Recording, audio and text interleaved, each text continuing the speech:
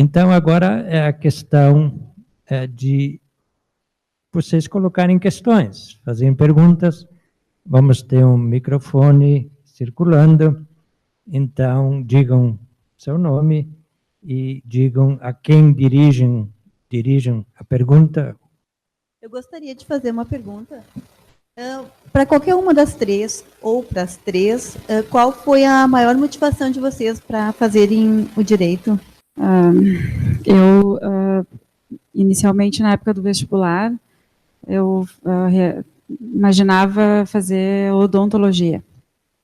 Na verdade, a Freud explica. Daí eu vou explicar agora para vocês, porque eu tive que aprender também. Por quê, né?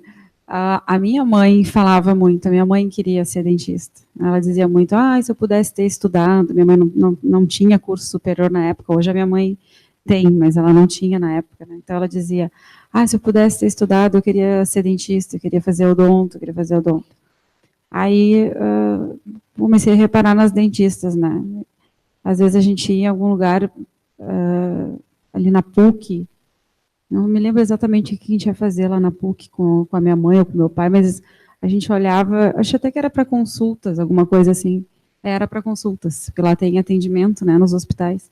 E aí eu via aquelas mocinhas passarem todas de branco, e eu achava aquilo muito bonito, né. Eu disse, nossa, mas eu podia ser isso aí, né, podia ser dentista. Então, eu queria muito ser dentista. Aí o vestibular era super concorrido na época. Eu fiz já, junto com o último ano do ensino médio, eu fiz o tal do terceirão do universitário. E fui fazer o vestibular. Tinha que ser na URGS, porque não tinha maneira do meu pai pagar o odonto numa universidade privada, porque o odonto ainda é muito, muito caro, né? E nós somos 3 filhos lá, então, se bancar para um, tem que bancar para os outros 2, né? Aí, então, fiz o vestibular para odontologia. Meu primeiro vestibular foi para odontologia, num ano que eu me dediquei, estudei um monte, assim, tive um bom desempenho na URGS, mas para passar na URGS tem que ser astronômico, né? E eu já vi um indicativo das minhas predileções naturais, né, dos meus talentos naturais, porque no português eu gabaritei a prova, e na matemática, que aqui, todo mundo está aqui porque não sabe matemática, eu sei disso. Na matemática, se eu tivesse chutado todas numa letra só, eu teria pontuado mais do que eu fiz um fiasco. Depois, a única conta que eu aprendi, assim, um pouquinho melhor, era os 20%, né? Deveria ter uma música, ao invés dos R$50, toma aqui teus 20%. Porque os 20% eu sabia. Daí o meu marido ainda, assim, fazia gozação de mim, porque ele passava na vitrine, isso aí tu não vai saber calcular, porque está com 30% de desconto, tu só vai calcular 20%, né, da época de advocacia. Estou brincando, mas é mais ou menos assim, né? A gente não é muito bom na matemática. Daí eu vi que para passar em odonto eu ia ter que estudar muito. E na época do concurso, do vestibular, havia psicólogos no universitário lá que a gente podia fazer o teste vocacional. E o meu teste vocacional sempre dava carreiras públicas, advocacia, administração e como é que chama? Alguma coisa ligada à arte. Artes cênicas. A altura para ser modelo eu não tinha, embora eu fosse muito bonitinha, eu não tinha altura para ser modelo. E o meu pai, sempre desde pequena, assim, ele tentava nos convencer a não participar dessas coisas, isso eu acho bem legal. Porque nós somos em 3 irmãos, 2 mulheres. Então, quando tinha aqueles concursos de beleza do colégio, ele dizia, não participem disso, porque a mulher não tem que ficar só para ser bonita, a mulher tem que estudar, a mulher tem que ser, né, inteligente, tem que ter bom papo e tal. Na verdade, era porque eu era bem parecida com a Chaka do Elo Perdido naquela época. Que pouca gente aqui conhece a Chaka, mas é uma coisa muito feia. É mais ou menos parecido com o irmão da Sandy, naquela época que tinha aquele cabelinho, Júnior. E eu era muito feia, então, não que eu fiquei muito bonita, mas dei uma boa melhorada. E aí o meu pai dizia aquilo para mim, para eu não me frustrar, para eu não ir lá na frente de todo mundo e não ganhar nem a minha simpatia, né? Então, enfim, aí dava sempre isso, e eu teimava com a psicóloga lá do cursinho, eu dizia, mas isso está errado. Ela dizia, por que tu acha que está errado? Porque não é o que eu quero ser dentista. Mas por que tu quer ser dentista? Porque eu quero, é o que eu quero, e isso aí está errado. Não, mas então não explica, porque... E aí nós ficávamos naquela discussão, dela dizia, tu tá vendo, tu tá aqui há meia hora querendo dizer para mim o que é o certo, né? Eu sou psicóloga, mas tu que está interpretando os teus testes, eu estou te dizendo que não é isso, né? E aí, conversando isso em casa, e conversando com os meus pais, enfim, meu pai disse, olha, eu acho que talvez tu estejas, né, fantasiando um pouco, aquelas gurias tudo de branco, tu está te imaginando na faculdade e não na profissão. E é uma coisa que muitos estudantes fazem nessa época, né? A gente fantasia como que vai ser na faculdade e não imagina o dia a dia. Quando eu fiz esse exercício de me imaginar dentro de um consultório odontológico, né, sem demérito nenhum, tenho várias amigas dentistas, mas assim, seria sempre o exercício de um monólogo, porque eu ia estar conversando, a pessoa não ia poder responder, né, com a boca aberta. E eu acho que aquilo era mais em função dos desejos, de realizar os desejos da minha mãe, né, mas não era vocacionada para isso.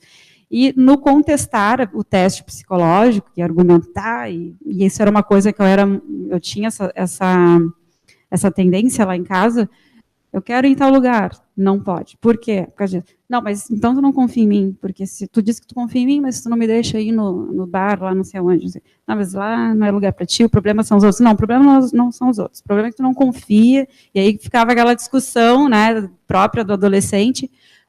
Isso é natural, todos que passaram aqui pela adolescência também foram assim, mas eu tinha isso muito acentuado, eu discutia, eu argumentava, eu sempre tinha um argumento, e meu pai daí então brincava que realmente eu tinha uma coisa assim do direito.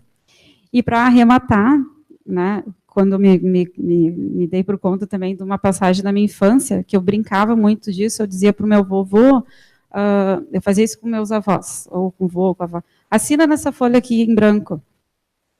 E isso eu tinha 7, 8 anos, eu era bem menininha. Eu quero ver a tua assinatura, porque a tua assinatura, a tua letra é tão bonita. Daí ele assinava bem bonito para mim. Ficou lindo. Aí eu virava num cantinho e botava, eu, Reni Paulo da Mota, declaro que deixo todos os meus bens para minha neta preferida, Mariana, né, não fiquem tristes, mas é que ela não tem como competir, não sei o quê. Eu fazia todos os argumentos, né, e depois eu dizia, olha o que eu fiz com a tua assinatura. Né? E aquilo virava uma gozação. Então, realmente, assim, eu tinha uma tendência dialética, um amor à dialética, à discussão, à argumentação, a questionar. Tinha uma facilidade assim para me expressar, não era acanhada, né? Que também a gente precisa ser assim para entrar numa sala de audiência, né, na cara e na coragem. E aí tinha faculdade próxima à minha casa, não precisaria pegar a estrada, era uma faculdade, né, pequena, mas era o que dava para fazer, era muito, muito tranquilo, porque era um curso novo na cidade, era mais facilitado ter acesso ao crédito. Eu fiz a minha faculdade com o crédito educativo do FIES, já está pago, graças a Deus, mas foi de grande valia, né? Então também foi a conjugação disso. E eu pensei, eu sou bem jovem, posso fazer um semestre ou 2 e ver que não era isso, né? Na época também ajudou porque eu tinha um namoradinho que o pai era advogado, então ele também me incentivava e comentava muitos dos processos. Eu fui meio de sangue doce assim fazer. E quem estava estudando para odontologia, tirei 2º lugar no vestibular, né, da faculdade, e dentro do geral, lá da UBRA, fui super bem colocada também. E aí comecei a fazer, mas assim, eu não sei quanto a vocês, mas para mim foi fulminante, rolou blackout, como diz o J. Quest. Eu me apaixonei, gostei demais do curso, e nunca imaginei assim, não, vou tentar fazer outra coisa. Eu estava ali, estava gostando muito. E foi assim, então não foi desde pequenininha, mas acho que foi certo. No meu caso foi bem semelhante a história. O teste vocacional deu secretariado executivo bilíngue. Aí eu fui perguntar para a moça o que se tratava, porque na época eu nem sabia o que fazia, né? Mas eu sempre também tive muita afinidade com essas questões assim de se expressar, de escrever, sempre gostei muito de escrever, de falar em público. Eu participei por 10 anos do grupo jovem do Rotary Club, né, Dani? No Interact. E lá nós dávamos palestras e falávamos em público, enfim. Então, ali, e tinha muito essa questão da justiça também, de tentar fazer o bem pelas pessoas, tentar ajudar as pessoas. Então, aquilo tudo colaborou um pouco, mas, na hora de definir, eu estava entre odonto, porque na época eu tinha aparelho nos dentes, e eu achava interessante, e eu achava legal aquilo, então eu queria fazer odonto, eu ainda dizia, com especialização em ortodontia, ou jornalismo, super a ver, né? E daí um dia, conversando com a minha mãe, eu lembro que ela falou para mim, assim, quem sabe tu não pensa em direito? Eu disse, direito, todo mundo está fazendo direito, parece que eu não tenho personalidade, eu dizia assim, porque na época todas as pessoas se matriculavam em direito, sabe? E aí ela disse, de repente, no direito tu vai ter mais possibilidade, se tu for fazer jornalismo, tu vai ter que te mudar para uma metrópole, tu não sabe o que tu quer exatamente do teu futuro, então vamos pensar no direito que onde tu estiver, de repente, vai ter uma oportunidade, sabe? E foi o que acabou definindo para eu escolher, assim, não foi nenhuma história, assim, foi assim, foi simples assim. E foi como a doutora Mariana falou, quando eu entrei, não teve. Eu trabalhei em várias áreas, eu trabalhei no Ministério Público, no Judiciário, eu advoguei, né, eu trabalho na PGE, trabalhei em todas as áreas que eu trabalhei, eu amei muito trabalhar. Eu poderia trabalhar hoje em qualquer área do direito. Eu gosto muito do que eu faço, assim, eu sinto muito prazer. Então, essa foi a minha forma de escolher. Bom, eu era líder de turma, estava sempre envolvida com todos, estava sempre... tem que pedir alguma coisa, era a Karine, mas eu queria educação física. Porque eu achava linda aquelas meninas que dançavam, que faziam ginástica olímpica. Imagina eu com esse tamanho todo fazendo um duplo twist carpado. Nunca. Mas eu não entrei na faculdade ao final do 2º grau do ensino médio hoje.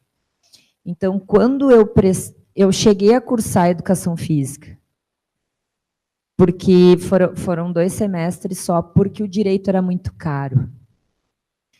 Eu não poderia, porque na minha época não tinha internet, né, gente?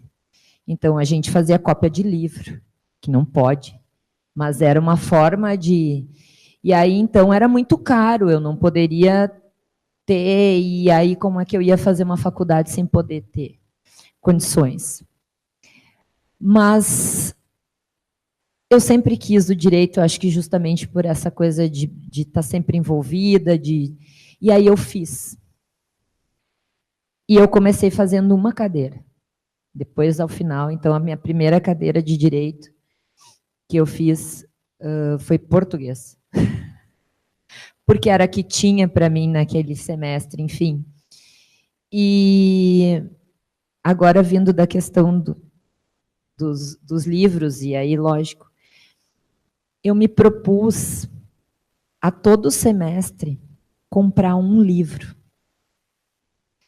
Então, eu consegui ao longo da minha faculdade, depois eu já conseguia comprar um para cada cadeira que eu fazia, e eu achava aquilo o máximo, porque era muito bom, e ter indicação de um professor, então, tem algumas coisas que eu sempre coloquei nos meus livros, qual foi o professor que indicou ele.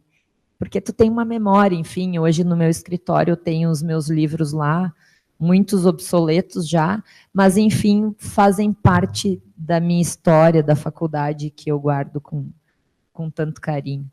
Boa noite, meu nome é Flávio, e a pergunta pode ser para qualquer uma das 3. Alguns poucos que saibam da turma, eu não sou gaúcho, não sou do Rio Grande do Sul, estou há pouco tempo em Manaus, vim de Manaus e estou há pouco tempo aqui em Taquara, né? E já ingressei, vocês vão já entender, né? E já ingressei no curso de Direito, que é meu sonho e tal. A questão que me ocorre é que no ano passado eu já estava planejando vir para o Sul e fazer faculdade de Direito, né?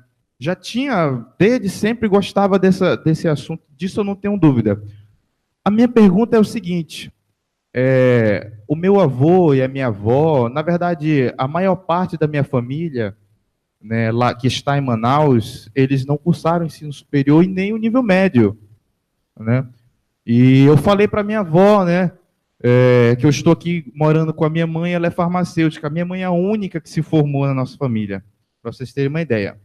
E eu falei para minha avó assim, eu quero fazer direito, que eu quero ser advogado, né? E em virtude, olha isso, impressionante que uma coisa dessa acontece num período não muito favorável, porque meu avô, ele estava com um processo na justiça trabalhista, né? E eu fiquei pouco sabendo disso porque eu estava mais preocupado com o vinho. E eu ouvi por alto que ocorreu uma injustiça, que eu não sei, que ele não ganhou, eu não entrei a saber o que se tratava, até porque eu ainda estava no ensino médio, olhava a faculdade de Direito lá ao longe, né? Como eu estou aqui na introdução. Aí a minha avó falou o seguinte, tu quer ser advogado? Tem certeza? Porque o que eu vejo, vocês vão entender, as três aí, inclusive todos os outros alunos, né?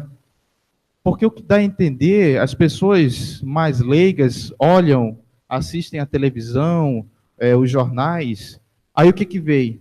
Vem uma presidenta caindo por impeachment, né? Vê o atual presidente investigado aqui e acolá, vê outros 50 milhões no apartamento de um deputado e tantas outras coisas. Aí o outro que já está sendo investigado, está em semiaberto, né?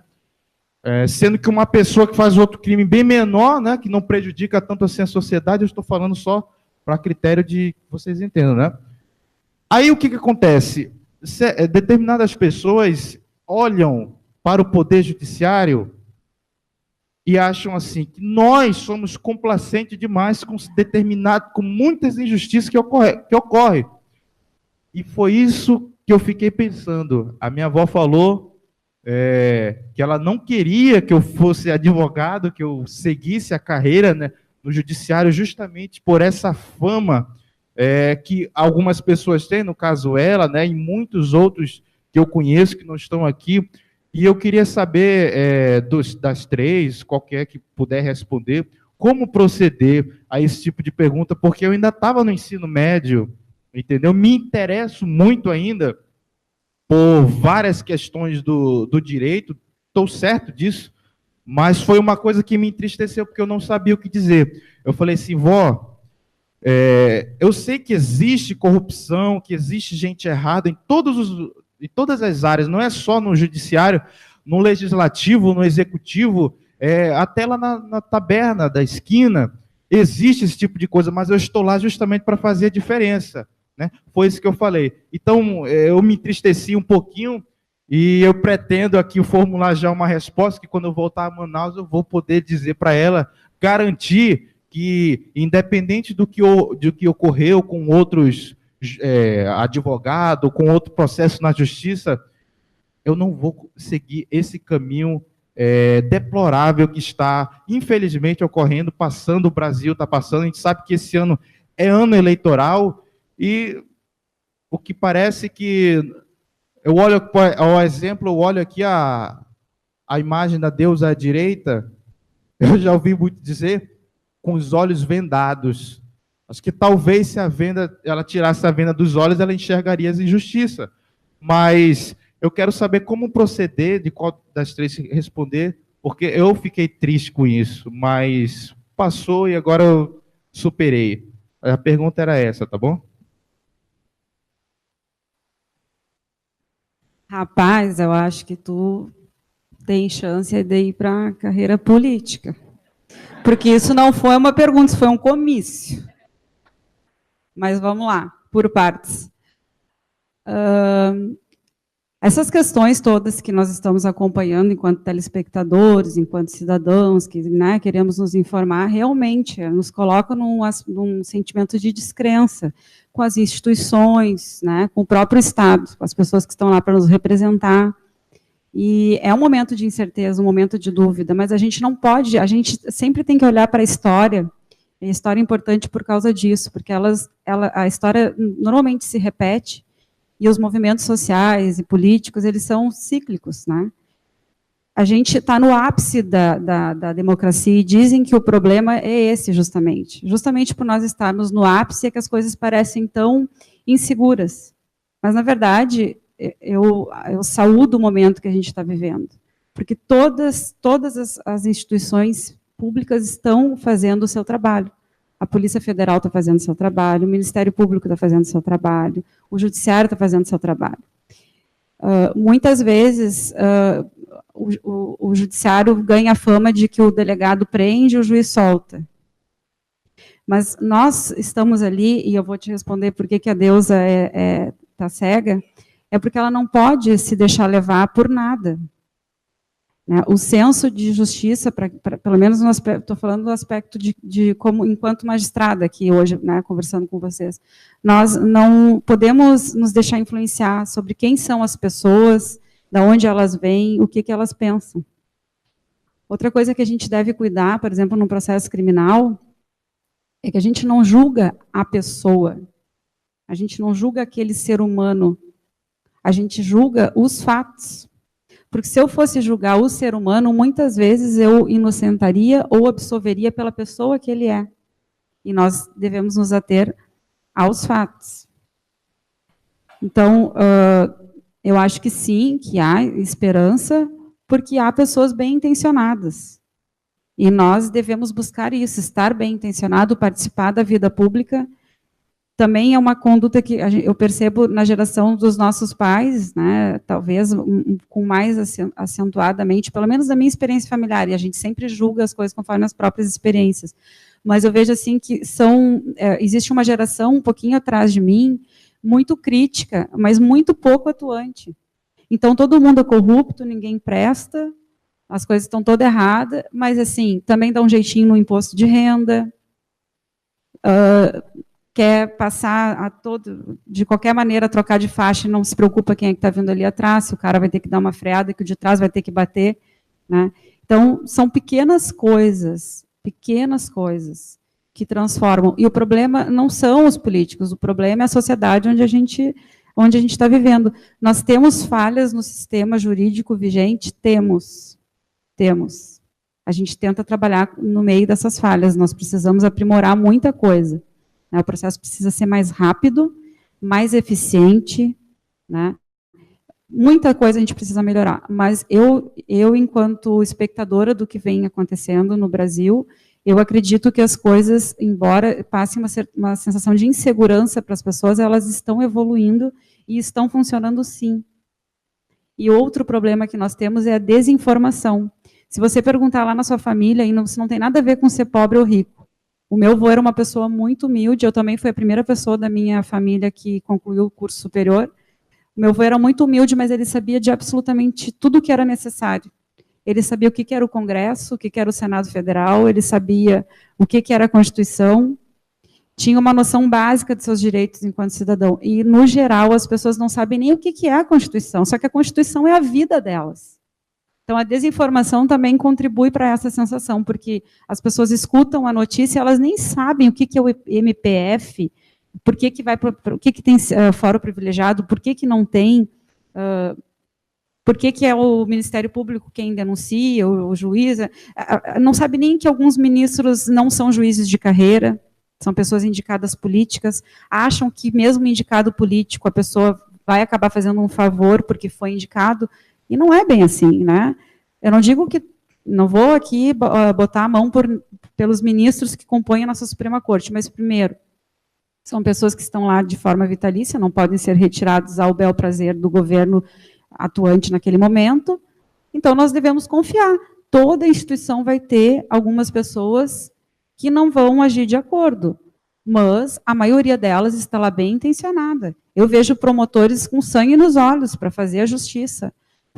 Eu tenho certeza que tem muitos promotores que estão atuando no processo que receberam propostas maravilhosas e que disseram não, porque existe 2 tipos de poder, né? O poder financeiro e o poder da retidão de exercer a sua função e de não ceder a nada é muito, muito gratificante também. Nem tudo é o dinheiro. Então, informação, eu acho que seria a base. A informação, porque as pessoas muitas vezes nem sabem o que elas estão falando, infelizmente. A escola é muito fraca, né? A escola não ensina direitos básicos. Antigamente nós tínhamos moral e cívica, já era alguma coisa. Hoje em dia nem isso nós temos. E eu não acredito que nós precisamos ser alunos de direito para saber qual é o papel do Congresso, qual é o papel... Né? As pessoas não sabem nem que alternam as eleições, como é que as eleições funcionam. Então é uma alienação geral, justamente por sermos um Estado paternalista. Nós temos a nossa cultura, que sempre um vai fazer para nós, é o professor que vai nos ensinar. Eu não aprendi, a culpa é do professor. Mas aquele professor não me ajudou na minha prova, me deu uma nota ruim.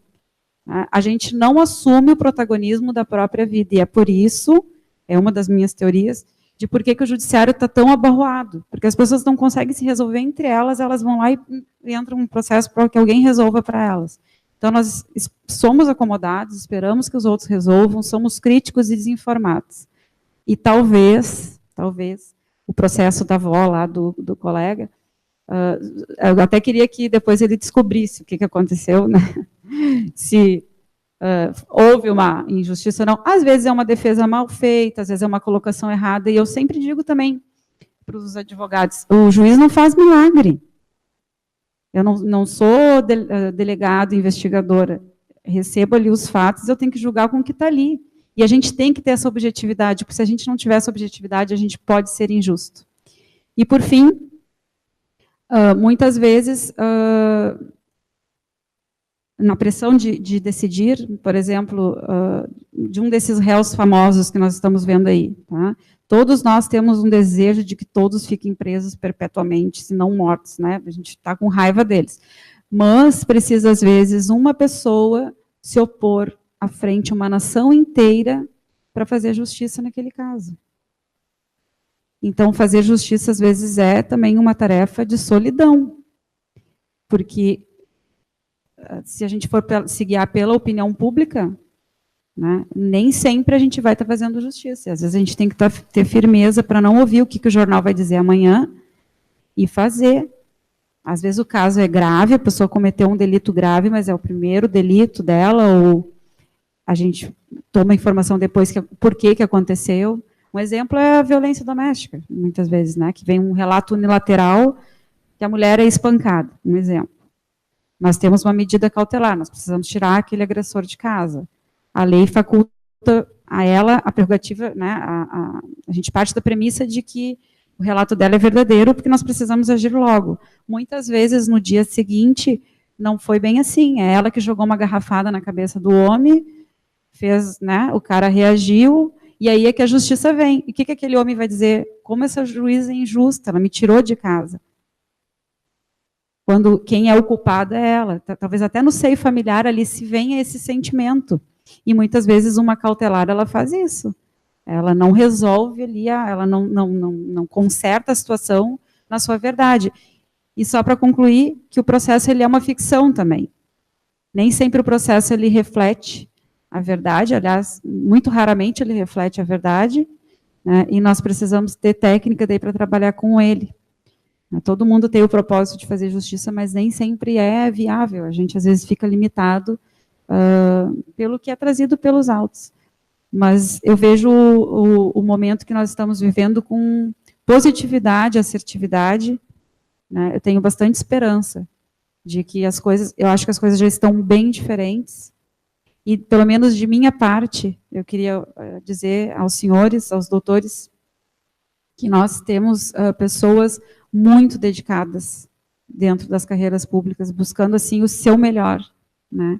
E sendo muito felizes dentro da sua retidão e dos seus propósitos. Então, que deem um voto de confiança aí para a democracia. Eu espero e aguardo que tudo termine bem, inclusive com o devido processo legal, que essas pessoas também sejam condenadas, mas dentro da legalidade, né, e que não se instale um estado de exceção para a gente fazer uma varredura, porque não é assim que a gente varre essas coisas na urna, né, e para isso precisamos estar informados.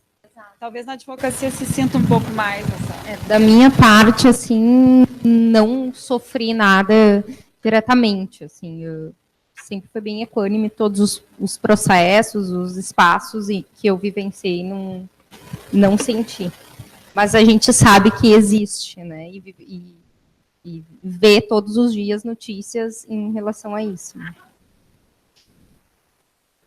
Eu sempre falo para as minhas clientes ou clientes que, de certa forma, o agressor verbal, enfim, ele agride a quem deixa ser agredido, de uma forma genérica, então. E eu cheguei a ter a sentir isso, talvez por ser mulher e por ser inexperiente. Porque quando a gente chega numa sala de audiência, na primeira, tu chega meio acuado, sentando, tu não sabe de que lado tu senta, daí tu fica... E aí tu senta ali, tu fica... Vossa Excelência, né? Porque tu acha que a doutora tá lá em cima e tu não vai poder falar, enfim. Mas eu realmente nunca sofri com essa... sendo menosprezada ou diferenciada em razão de... Porque, na verdade, eu sempre me imponho no sentido de chegar, ser acolhida. Eu tenho um colega aqui que eu sempre digo que trabalha na Justiça do Trabalho, que está lá conversando agora. Adoro fazer isso com as pessoas. Mas a gente chega e dá um bom dia e diz tudo bem, como é que tá. Eu acho que e isso não é na vida toda. Então, se a pessoa que está do outro lado predisposta a te menosprezar, seja por tu ser mulher, seja pela tua cor, seja por qualquer situação, por tu ser colorado, talvez, né? Mas o rebate, né, é diferente. O tratamento. Então, eu sempre penso que se eu não me sirvo a ser tratada dessa forma, jamais eu serei. Então, eu sei que não é fácil, enfim, e o empoderamento feminino, eu acho que, de certa forma, até nos prejudica em algumas coisas, porque esperam tudo das mulheres, porque nós temos a nossa jornada dupla, trabalhamos muito mais, enfim, estamos sempre engajadas em alguma coisa com o próximo, enfim. Mas talvez as advogadas mais experientes tenham sentido na pele, né? Mas hoje eu já não... A gente vê casos esdrúxulos, às vezes, teve uma situação até que uma colega foi desagravada em razão da roupa.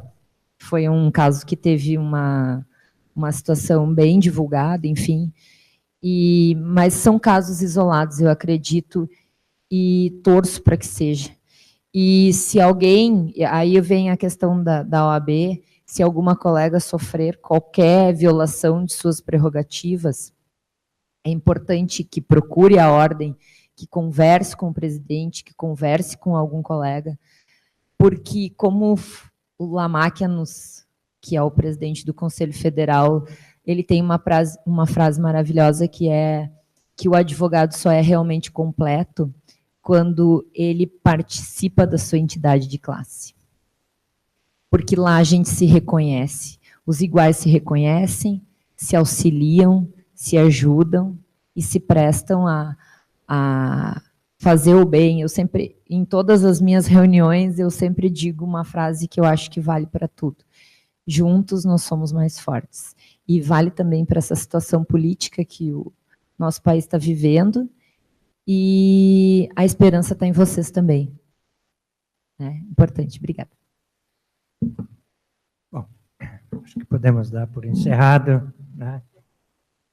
Muito obrigado pela presença de todos, mas especialmente agradeço a presença das 3 ilustres convidadas e convido aqui os alunos para fazer uma entrega de um pequeno mimo de lembrança pelo evento, né? E peço uma salva de palmas para os 3.